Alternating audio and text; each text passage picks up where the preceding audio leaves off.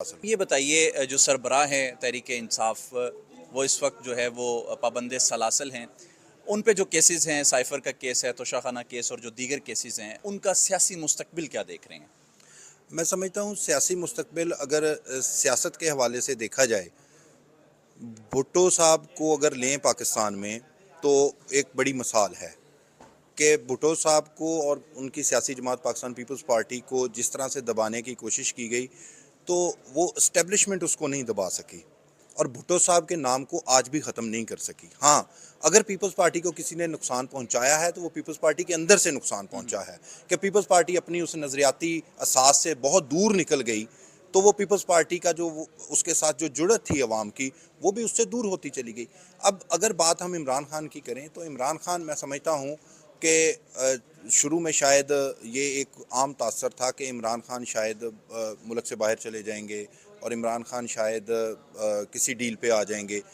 इमरान खान का ये दोनों काम न करना मैं समझता हूँ कि उनको सियासी तक़वियत देता है, उनकी शख्सियत को, उनकी जमात को, और इससे ही शायद वो ख़ाइफ़ हैं। जो पहला आपका सवाल था कि वो सियासी तौर पे मैं समझता हूँ अगर सबसे ज़्यादा कोई मजबूत पाकिस्तान में मौजूद है, ये एक हकीकत है, हम इससे भले नज़रें चुराएं, लेकिन इमरान खान एक सियासी हकीकत है और वो मुस्तकबिल में भी सियासी हकीकत होगी। आप क्या समझते हैं कि पीटीआई की हुकूमत दोबारा बन सकेगी? वो मैंने जैसे गुजारिश की ना कि अगर इंतखाबात हो जाते हैं और लेवल प्लेइंग फील्ड के अलावा होते हैं, फ्री एंड फेयर नहीं होते, तो उन इंतखाबात के नतीजे में बनने वाली हुकूमत भी फिर इसी तरह की हुकूमत होगी। पीडीएम की तरफ? वो पीडीएम से भी बदतर हुकूमत होगी। पीडीएम की हुकूमत को फिर भी एक सपोर्ट हासिल थी, क्योंकि देखें, अभी आप अगर केपीके में कंट्रोल नहीं कर पा रहे, तो आप क्या समझते हैं कि अगर केपीके आज आप इस तरह से इंतखाबात करवा भी दें, जो एक थोड़े बहुत सियासी शऊर के साथ मैं कहता हूँ, तो केपीके की असम्बली में मेजॉरिटी जो है वो पीटीआई ले लेगी। ये हमें, हाँ, एक और दूसरा जो एक टैक्टिस यूज़ होने जा रहा है कि शायद बल्ले का निशान जो है वो उनको ना मिले, शायद जो है वो इनको बैन कर दिया जाए। वो ऐसी कोई सूरत हाल होती है तो वो एक अलग होगी, लेकिन वो भी अनारकी की तरफ जाएगी, वो भी किसी हल की तरफ नहीं जाएगी। तो अगर बल्ले का निशान ले लिया जाता है? मैं समझता हूँ अनारकी होगी। मैं केपीके को मैं भयानक सूरत हाल देख रहा हूँ। केपीके में मतलब इलेक्शन डे जो है वो गैर मामूली होगा। और पंजाब? पंजाब पंजाब में चीज़ें मैनेज हो सकती हैं। पंजाब में चीज़ें मैनेज करते भी आए हैं और पंजाब में चीज़ें मैनेज हो भी जाती हैं। प्रॉब्लम्स होंगे, लेकिन उतने नहीं कि जितने केपीके के हालात होंगे। तो पंजाब में किसी हद तक मुमकिन है कि वो कोई एक बैलेंस सी सिचुएशन क्रिएट करने में कामयाब हो जाएं, जो कि एस्टेब्लिशमेंट चाहती है। सरबराह तहरीक इंसाफ को किसी तरह का रिलीफ मिलता हुआ नजर आ रहे हैं? मैं नहीं समझता। मेरी नज़र में, मैं बतौर कानून के तालब इलम, क्योंकि हमें चीज़ें नीचे से देखनी चाहिए, जैसे नीचे नीचे से चल के यहाँ इस अदालत तक पहुँचती हैं, तो वो थोड़ा मुश्किल है। मैं नहीं समझ रहा कि कोई ऐसा रिलीफ, जो रिलीफ उनको ट्रांसपोर्ट कर सके, उनको ट्रांसफॉर्म कर सके उनकी आने वाली सियासी ज़िंदगी के हवाले से, मैं नहीं समझता कि ऐसा हो। तमाम पॉलिटिकल पार्टीज़ को आम इंतखाबात में लेवल प्लेइंग फील्ड का मौका मिलेगा?